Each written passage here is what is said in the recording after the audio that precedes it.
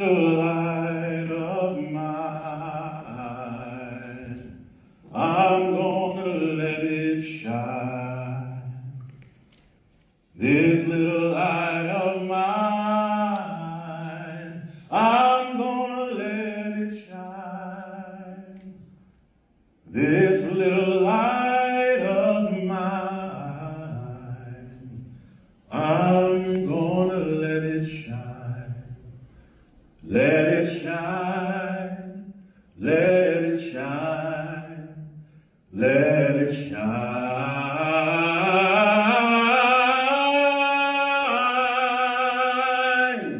Yes. Let it shine, let it shine, let it shine. Good afternoon. Good afternoon. My name is Bernard Lafayette, and I'm glad to be back here in Nashville where all my rabble-rousing, some folks call me a rabble-rouser, all my rabble-rousing really began. It's good to be here at TSU. A lot of great people helped us in the Nashville move from TSU. It's a great institution with an incredible history. They need to go on and give y'all's money. Now, I want to talk just a little bit today about me and some of my friends, my comrades in the struggle that I met right here in Nashville, and some of the things we did down in Selma, Alabama, fighting for people's right to vote. It's a story of struggle and commitment and hope, and a story that, quite frankly, I believe I'm pretty well qualified to tell. So you may ask, how did I become an activist? What set me up for this kind of work? Well, one of the formative experiences of my childhood, something I'll never forget, happened in Tampa, Florida when I was a young boy. I was with my grandmother, and we had to ride the trolley. The rule was black folk had to pay up front, get off, go to the back, and get on, to ride. On this particular time, when we got off to go to the back, the driver pulled off, laughing, because he drove off with our money. And there were other experiences growing up, and I had to deal with discrimination, and that led me to want to serve on the NAACP Youth Council when I got old enough to do that. So I was already woke at a young age, okay? That kind of experience set me up for an active involvement in the movement. And that all started when I came to Nashville, to American Baptist Theological Seminary. My roommate there was a fellow named John Robert Lewis from Troy, Alabama. Y'all might have heard of him.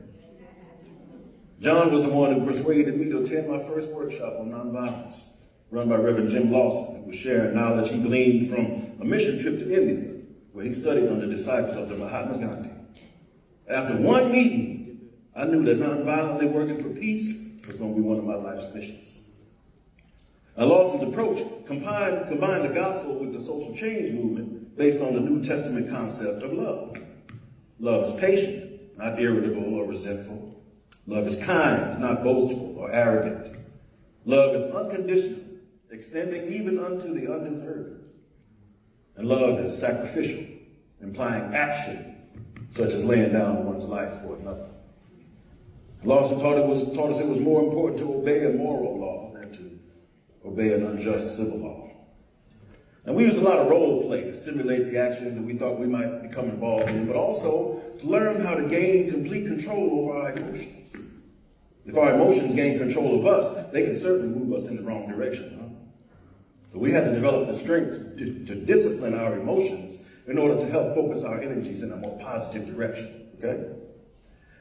Now, translating Lawson's teachings into action showed that nonviolence can have an immediate, practical application. It's not just some mysterious intellectual curiosity. So I wrapped myself in the cloth that Lawson weaved of this philosophy. He had my nose wide open, so to speak. One of the most important aspects of it all was the personal challenge of self-internalizing how moral behavior could be a force for change, both on an interpersonal and a systemic level. Well, you know what we did with this training here in Nashville, with the sit-ins, which actually began 65 years ago yesterday, February 13th. We had great success as we defied and eventually broke down the local custom of whites only into downtown lunch counters. This was a new tactic in the fight, massive civil disobedience. We knew that we were risking and sacrificing our educational opportunity, but we were not in the least bit worried about future implications at that moment. And I remember during the height of the sit-ins, we went up to Shaw University in Raleigh, North Carolina, and that's where the great Ella Baker met with us. She said that she realized the potential that we were showing in the sit-ins, and with her encouragement, we formed SNCC, Student Nonviolent Coordinating Committee. Our first national chairman was Marion Barrett, another great leader out of this Nashville student movement. SNCC turned out to be one of the most effective, active civil rights organizations of its time. Anyway, after we got back that week, the bombing of Attorney Luby's house was that same week. And the silent march to the courthouse that day to what is now Diane Nash Plaza, amen. Amen. And that scene with her and the mayor there. And by mid-May, some places were starting to serve us at their counters. You ought to go over to the downtown library, to the Civil Rights Room, and see my good friend Elliott Robinson. He can break it down for you. He'll tell you some stories that give you the nuts and bolts and the who, what, when, the how, and the why. So go check him out. Now, Martin Luther King praised our successes in Nashville, calling those sit-ins the best organized, most disciplined mass action demonstrations in the Southland. We made great change in Nashville, and it only took about 90 days for some of those counters to open up to everybody. But that emboldened us to fight on, and we climbed to new heights, playing a significant part in further successful campaigns. Now, each movement was influenced by previous successes, so we built it on top of the Brown decision, Montgomery bus boycott, sit-ins, formation of SNCC, Freedom Rise. And I was involved in 3 of those, so I feel like I was eminently prepared, okay? Now, the Freedom Rise was so amazing because of the deep courage and the unwavering commitment of each and every rider. Of course, you know, the original plan was to go from Washington, D.C. to New Orleans, and we picked it up from here after that bus got bombed over in Anniston, Alabama. That's when Diane Nash said, we cannot let violence win. We've got to keep the rides going. And you know how that grew. Freedom Rise was the first time people came from so far and wide, from all across the country, to be involved in this Southern direct action campaign. So it's on the heels of all this success and great confidence it gave all of us that I go to James Foreman. He's now Executive Secretary of SNCC. I go to get a directorship assignment. It's the summer of 1962. He told me there were none available, even though he had previously promised me one. He said the only one left was Selma, Alabama, and that they had just taken it off the list because the white folks down there were too mean and the black folks were too afraid. They had a pervasive negative attitude toward change. I remember during the Freedom Rise, we didn't even go through Selma. We sent a decoy bus through there after we had just got beaten down in Montgomery, because we heard that more hooligans were waiting on us in Selma. But anyway, Foreman tells me if I want, I can go and check out Selma for myself, see what I think. Now, I knew that Alabama was infamous for voter suppression, but the central location of Selma and the large numbers of black people made it the perfect place for me. Selma was the perfect place for major demonstrations. So I told Foreman, I'll take Selma, sight unseen. I wanted to go, despite the warnings and the admonishments that progress could never be made, okay? So on my way there, I spent the week at the great Tuskegee Institute, studying up on the area. I learned about the complacency of the black folk and how complicit they were in supporting the system. I realized how powerless they felt down there.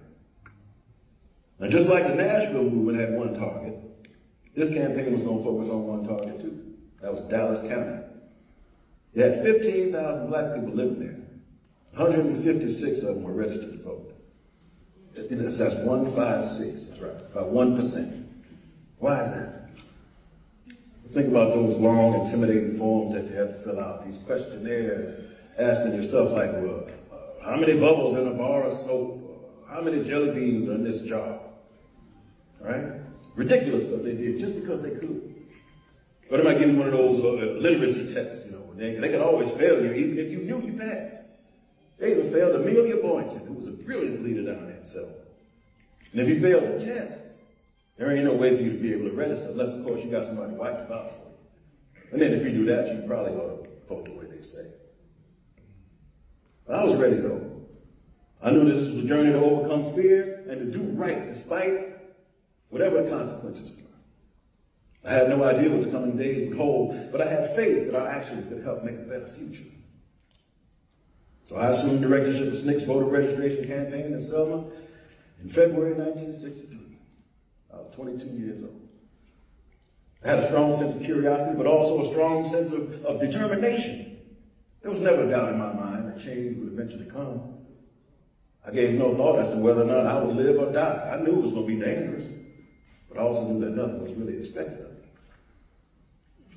We had to help people view as possible what they were told was impossible. Changing the attitude of fear and hopelessness had to happen before we could have any kind of action. Now, we know one individual might not bring about great change alone, but a group can yield a stronger impact. Boy, do we have a group. Talking about a squad, right? Y'all seen the musical, Hamilton? The song in there, I'm not throwing away my shot. Got a line in there. So let's hatch a plot blacker than the kettle calling the pot. What are the odds the gods will put us all in one spot? Again. Well, they don't say again in the Hamilton show, but in terms of Selma, it was again. Right? Because here's my people back with me again. Down here in Selma, ready to plant the seeds of another immovable tree. That reminds me of a song. We shall not be moved. We shall not be moved, just like a tree that's planted by the water. We shall not be moved. We shall not be moved. We shall not be moved, just like a tree that's planted by the water. We shall not be moved. Oh, those songs, power of those songs. So who was down there with me? C.T. Vivian came down there to Selma to support. He had been my homiletics teacher at American Baptist.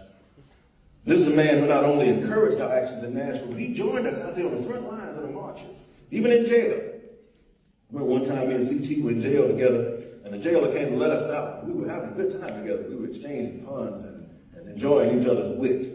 So we told him to wait till we was finished. The jailer couldn't believe that. C.T. was a very persuasive speaker and a consummate preacher. He drove his points home with such riveting force that people were knocked off their feet. C.T.'s rhythm was like music, and his preaching was like an echo from heaven.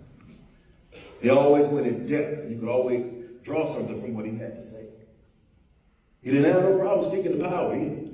I remember in April 19th, 1960, when he told Mayor Ben West right to his face, he wasn't handling his business. C.T. rode the buses with us too, and here he was yet again, back on the front line, ready to take a stand for what's right.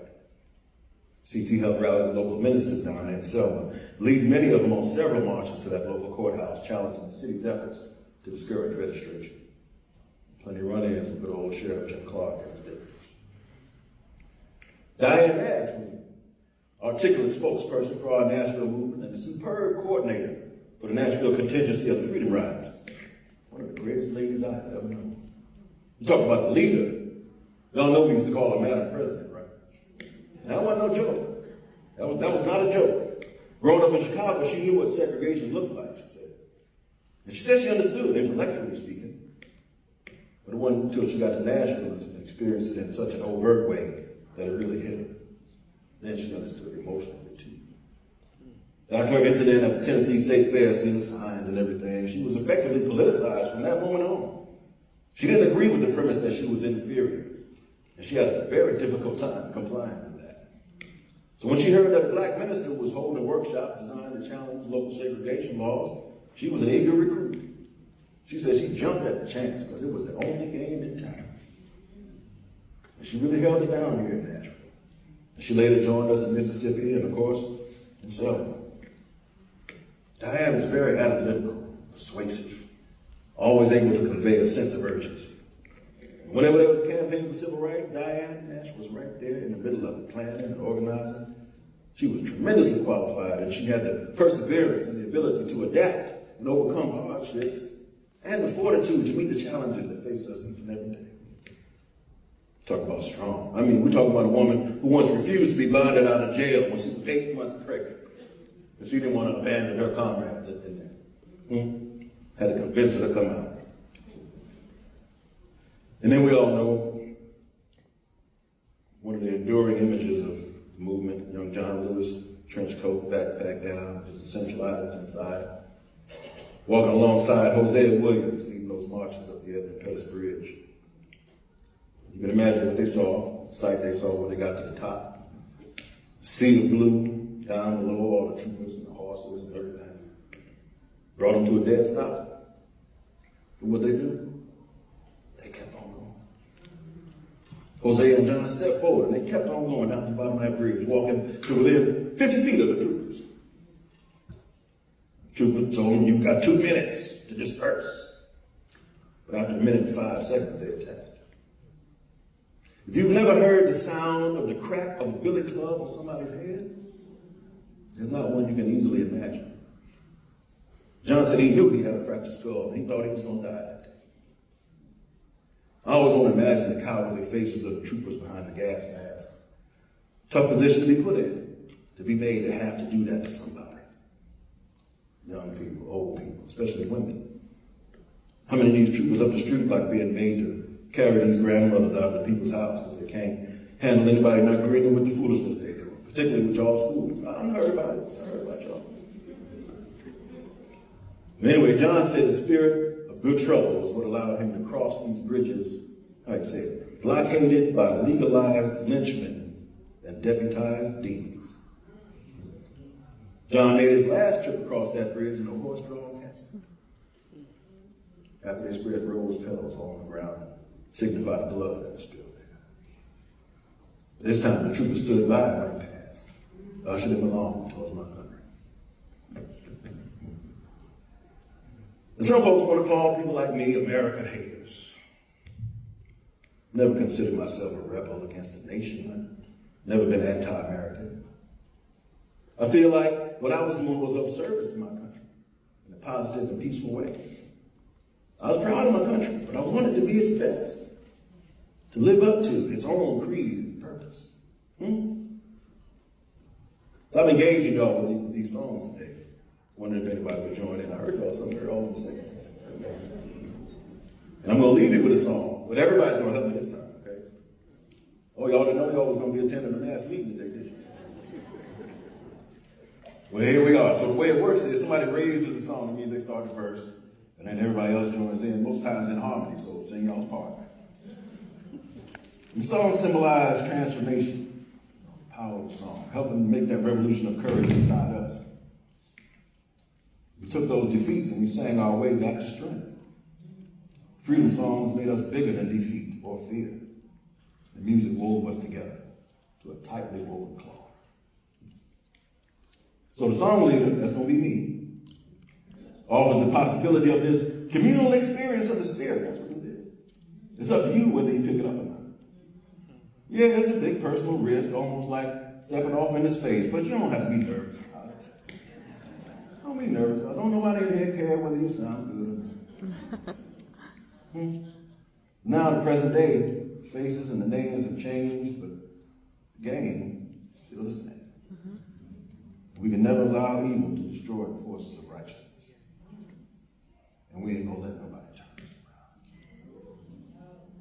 around. Ain't gonna let nobody turn me around, turn me around, turn me around. Ain't gonna let nobody turn me around. Gonna keep on walking, keep on talking, marching up to freedom land. I hear y'all, come on. Ain't gonna let nobody turn me around, turn me around, turn me around. Ain't gonna let nobody turn me around. Gonna keep on walking, keep on talking, marching up to